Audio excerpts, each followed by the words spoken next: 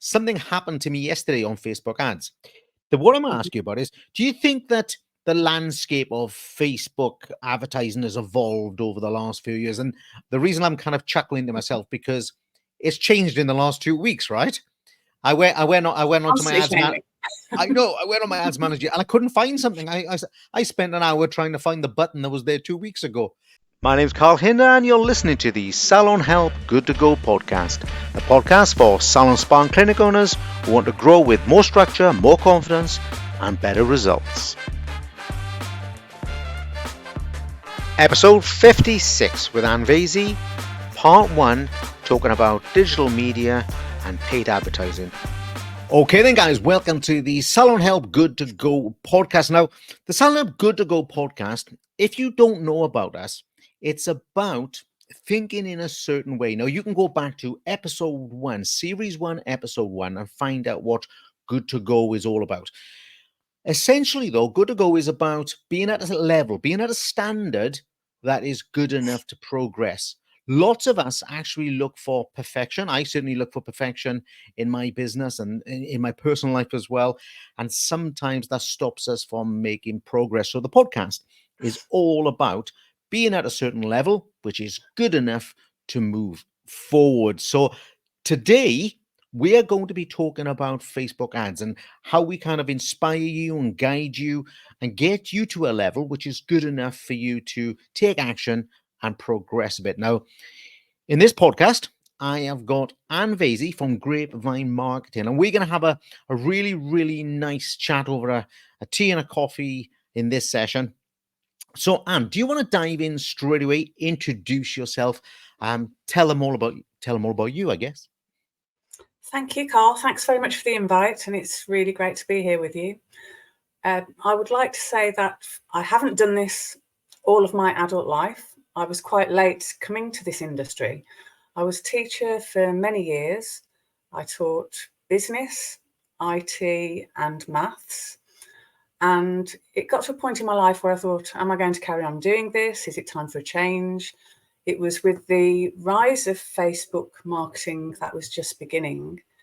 And like everybody else, I was getting involved in it, looking at it, and you'd see all of these adverts keep popping up. And at that time, it just seemed like this magic process, like this weird magic trick that followed you around all over the internet.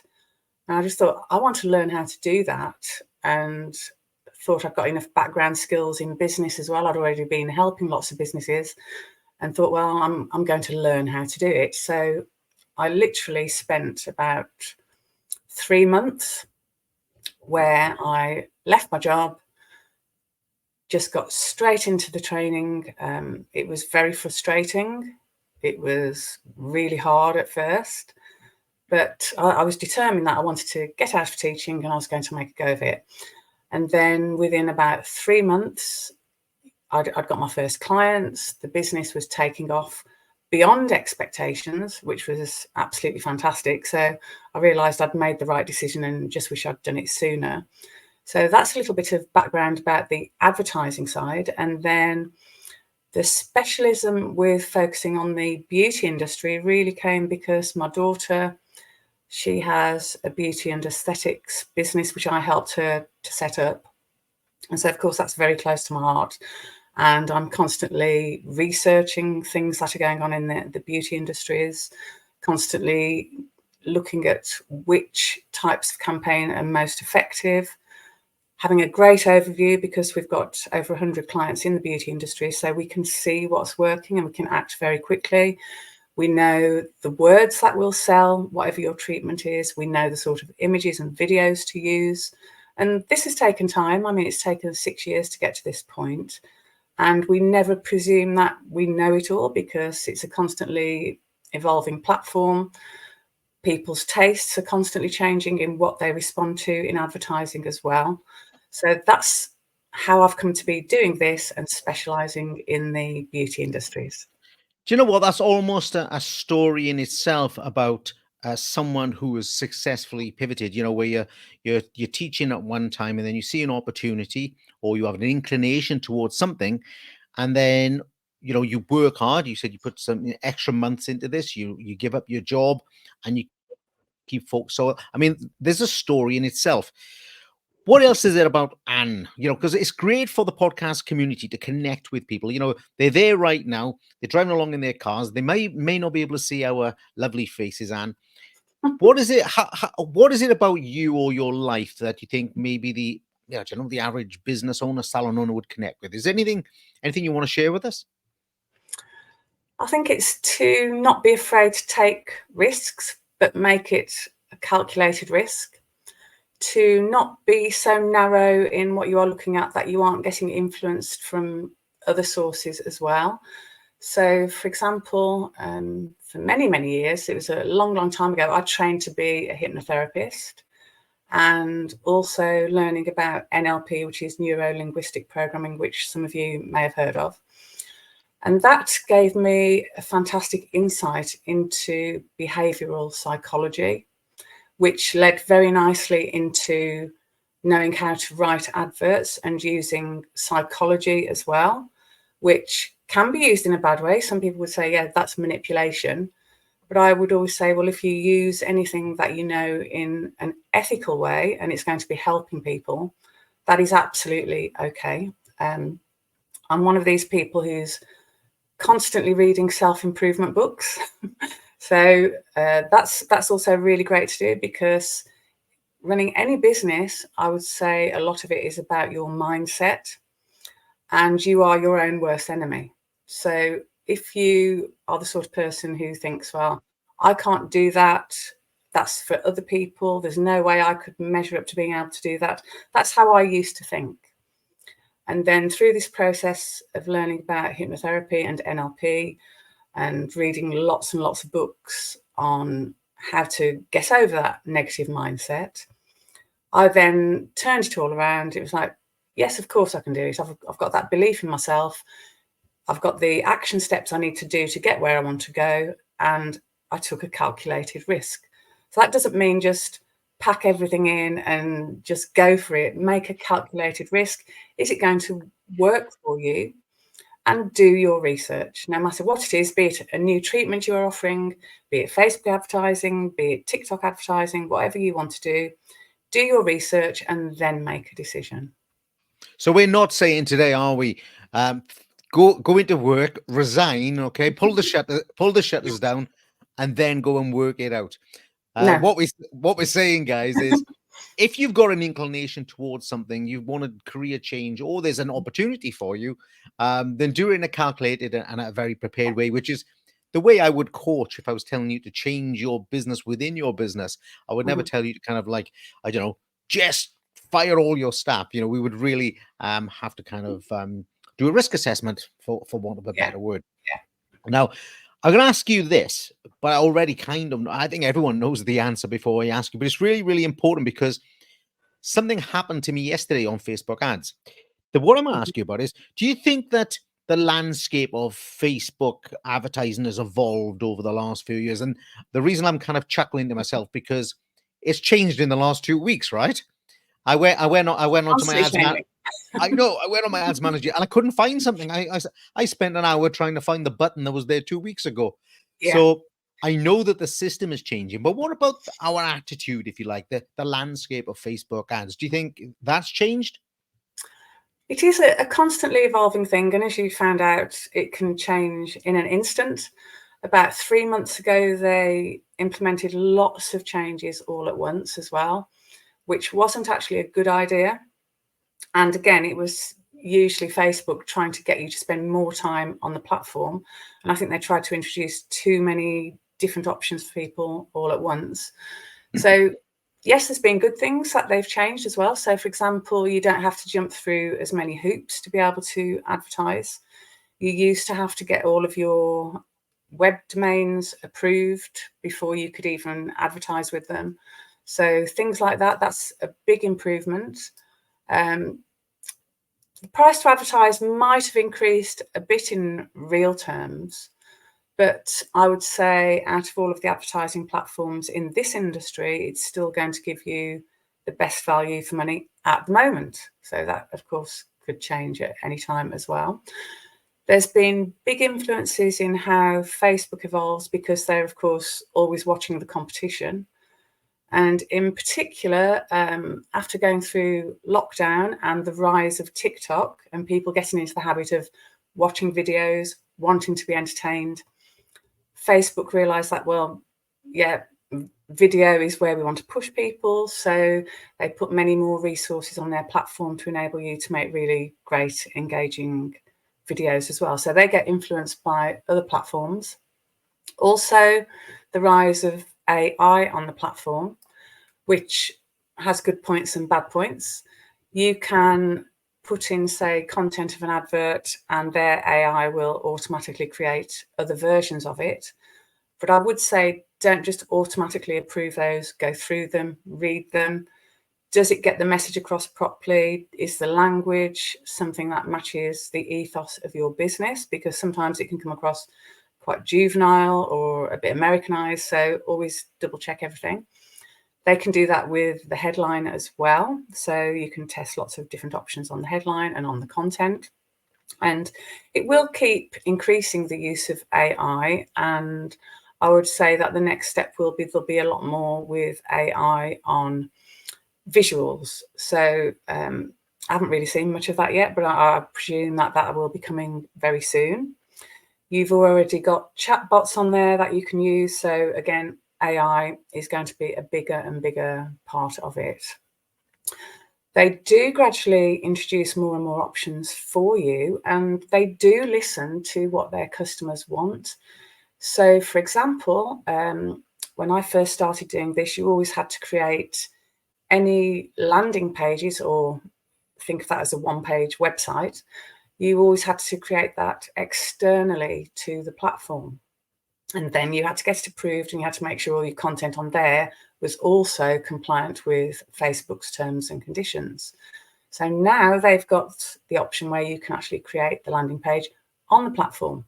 So they will constantly evolve and add more and more options to the platform to keep you on there, but also to fulfill what people actually want as well. The other thing I would say about how it's changed recently is big changes to how you choose your audience. You don't need to be anywhere near as specific for the audience. And also, we always used to work on a 4-day, don't touch the ad and assess it after 4 days. And we find now that it can take longer, but over the long term, it will be better. So you really need to sometimes just leave things alone for 7 days. And of course, your knee-jerk reaction when you see you aren't getting the results you want is, oh, change something, and you keep testing and testing. And of course, you're not giving it time for the cycle of the algorithms to work properly. So another thing is leave things for 7 days now and then assess it. Yeah, I did a lookalike audience yesterday, and I won't call it a warning. An advisory came up and said, you know, you better hang out for 3 days before we actually get a grip on this. Yeah. So then I did some other ads which kind of kicked off really quickly, and we got to be patient. So Facebook, it has changed, and it's going to keep changing all the time.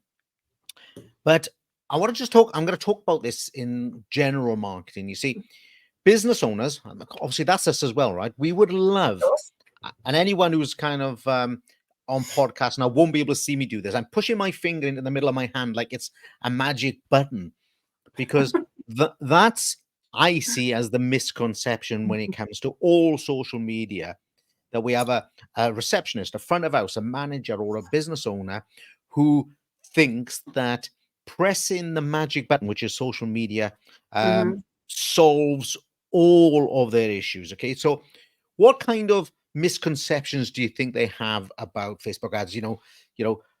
Set one up. Will they be millionaires? And do you think if they chuck a couple £100 into this, what do you think?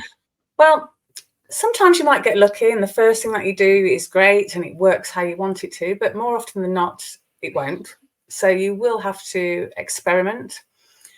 Do not presume that boosting will get you what you want. I mean, that's often where the misconceptions about Facebook come from, because people have tried boosting. For some people, it has worked. for most people, it probably hasn't got them the results they want. And then they think that's not working. I don't do any more boosting since you told me off, right? So no boosting happening at Salon Help unless something freak happens, okay? And if we do it, we'll do it in a proper way. Yeah. So I would never say never do it, because as the algorithms continuously evolve and they're learning from themselves, and you've got all this machine learning going on, things like that will get better. Yeah. So I would say for now, I wouldn't advise doing it, because they're set up to find people who click on like, and that isn't always people who want your services. But if that's what you want, if you want to increase engagement and get more likes, yes, do boosting. If you want to get, people who are leads who are going to opt in and give you information, that wouldn't really be the way to do it. It's not the most effective use of your money. And of course, Facebook make it really, really easy to boost, because every post that you write, they're putting on it, boost this, and then they'll say something like, you can reach this many thousand people for £5. So of course, it's very, very tempting. But of course, out of those, 2,000 or 3,000 people a day that you might be reaching, how many are actually going to be interested in what you're doing? Are the algorithms finding the right people? So you need to do a bit more to make those algorithms work properly, and set it up properly to find the right people for your business. Yeah. Well, absolutely. I mean, you've got to spend some time on this. Yeah. But let's go back to that magic button. What kind of things do you think people think it's going to do, but it won't do? You know what I mean? Yeah, people think they set it up. They might have their button there, which could be learn more or sign up or book now, whichever one you've chosen. And you think that people are automatically going to sign up for whatever it is. Now, for some things, they might. So if it's something that's maybe not much of a risk, either financially or what it's going to actually do to them, and they already know a bit about you and think you are trustworthy, yeah, great.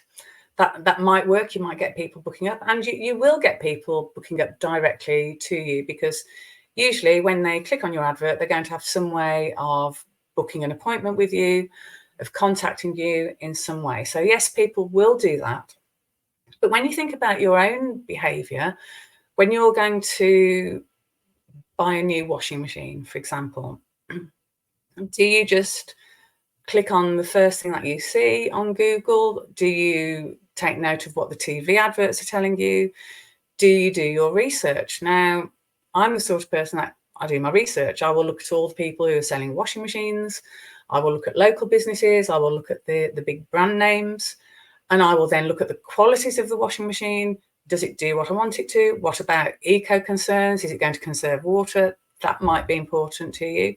So you don't just, not usually, you don't just do that knee-jerk decision. So doing your research is what people will be doing when they are clicking on your advert as well. Do they trust you will be a big factor.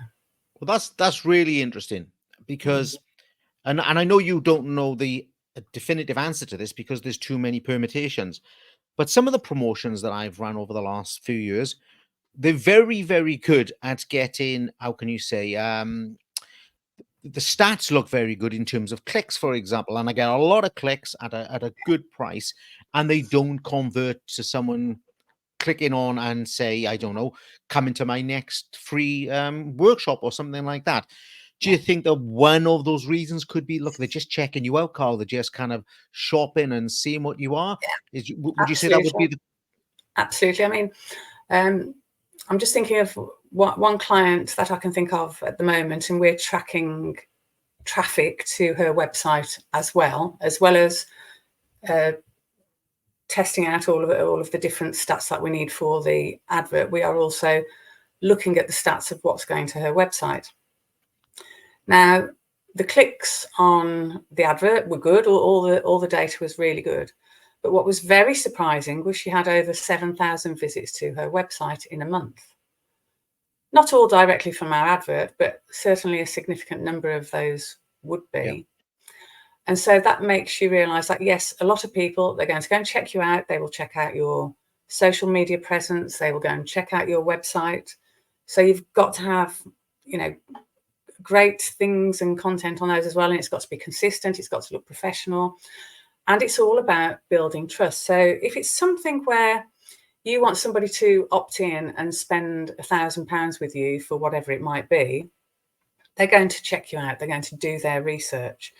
So you need to also be proactive. It's not just a matter of you set the ad up and let it go.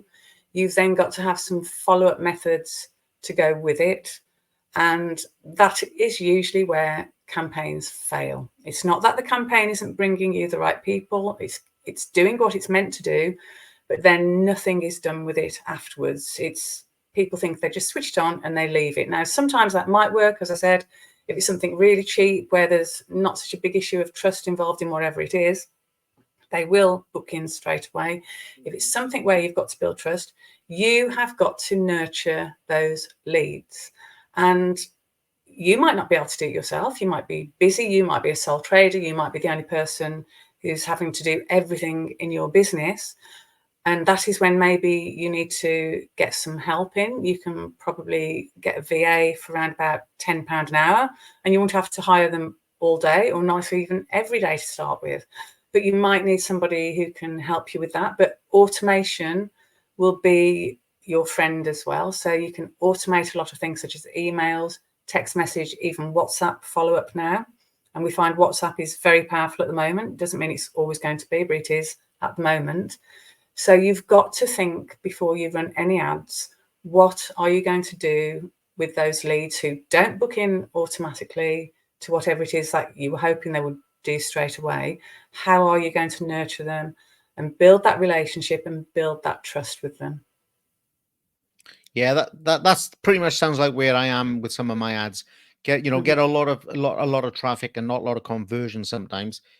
I notice as well just the information that's first presented. Like sometimes if you present the price earlier on, you get less clicks, but then you get more follow through because they've already established that as their buy-in or not reason.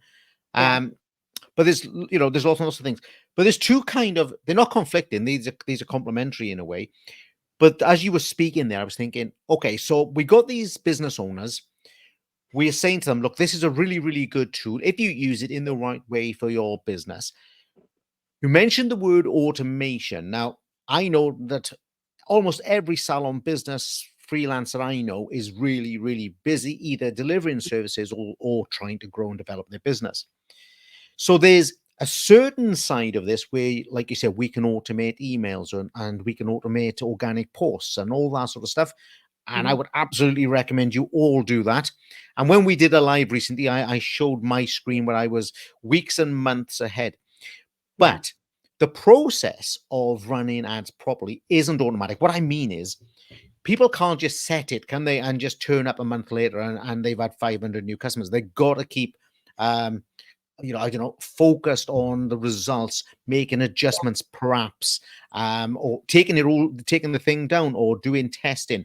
I don't want people to think that it's a matter of, you pays your money and you just wait for a week, because that's the inclination with all marketing, by the way. People think I'll do 10,000 leaflets and just wait. Okay. Nothing like that in our industry, or nothing like that in any business sector really is about a one-off motion and it's done. We got to keep investing time and focus. Okay, so do you think, and you kind of answered this already, but let's kind of make it clear for them, do you think the average salon business owner could do this for themselves, or would you say, well, have a go anyway, or there's a certain level you could get to on your own, or would you say, listen, don't waste your time? I know you said about getting a VA to assist and all that, but just think, we are all really, really busy as salon business owners.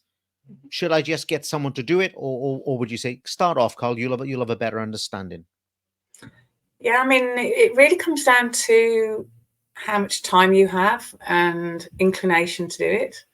Because are you interested enough in wanting to do it for yourself? If you're not interested, you're never going to get good at it, because if you really hate it, you're not going to get good at anything. But yes, I would say you can do it for yourself if you take the time to learn it properly. And there's lots of resources out there on the Facebook platform itself. On YouTube, you can find lots and lots of content to help you do it. It is a constantly evolving thing, so it will catch you out all of the time. I mean, I've been doing this for over 6 years and I'm still having to constantly learn new things on the platform, or new things about advertising, or new things about how to write the copy for ads. So it's constantly evolving. So yes, you can learn to do it yourself, but as I said, do you have the time and the inclination? It would be like anything where you want to have an expert to do something.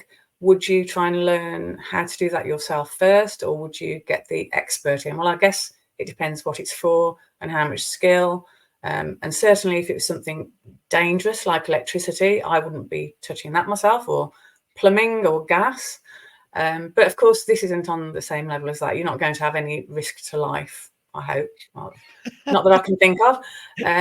So yes, have a go. And I always think the good thing about having a go for yourself as well is it gives you a good insight into what your audience want as well. So it gives you a way of testing some things. So if you've got a treatment or a service that you maybe want to test out and see if anybody's interested, first of all, I would say post it organically, see if you can get some interest there, and then maybe run a short test, maybe for 7 days, to see what interest is there.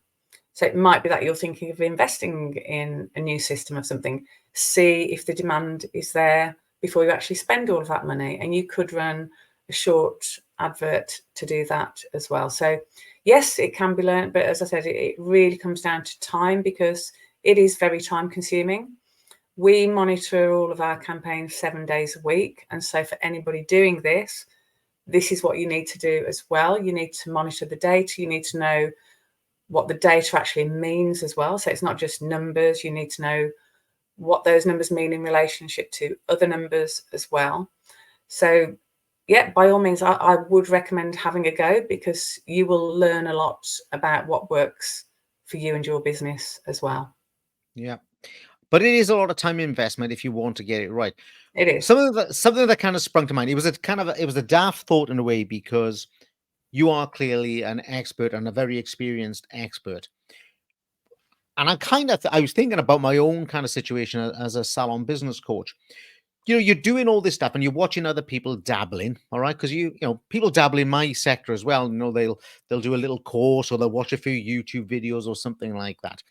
But do you kind of, just between you and I, we won't tell anyone, right? Do you kind of know stuff that nobody else does? Do you know what I mean? So I'm assuming you would, right? Because you're an expert. I'm assuming you know tons more than me. And when you end up doing my socials, I'm expecting a list of Carl. You've really messed up, mate. All right. But do you feel like that when you're working? You think, God, I know this stuff. Is it like that, or is it, Carl? No, that's just a bit conspiracy theory. I would say that I can usually tell when people think they know how it should be done. And they will often try and give me advice in how to run the campaigns, which I take on board. I'm not think I know everything. And then usually it's because they've watched a few YouTube videos and some guru of Facebook has recommended these things.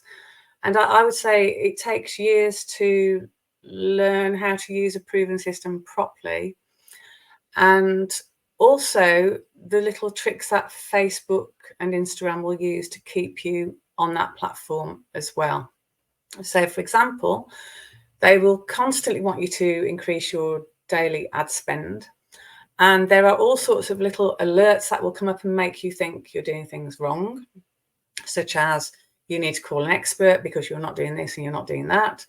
Or they will tell you that your account has, or your advert has learning limited on it, which is actually completely normal. Most campaigns will stay in learning limited unless you've got the budget to throw at it for, it depends what the service is. But if you're offering an expensive treatment, you might not get 50 people opting in a week. And that's what the algorithms are looking for. They're looking for 50 people, which it might or might not hit that number. It depends on your daily ad spend as well. And then they will say to you, you need to spend more money because you're still in learning limited, which is actually quite a normal thing.